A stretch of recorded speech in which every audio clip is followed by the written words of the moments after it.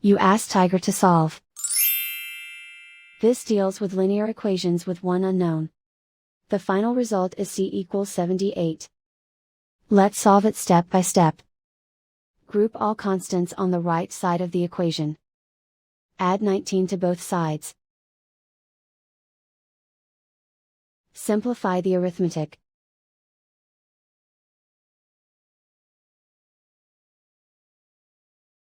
Isolate the c. Multiply both sides by 13. Group like terms. Multiply the coefficients. Simplify the fraction. Simplify the arithmetic.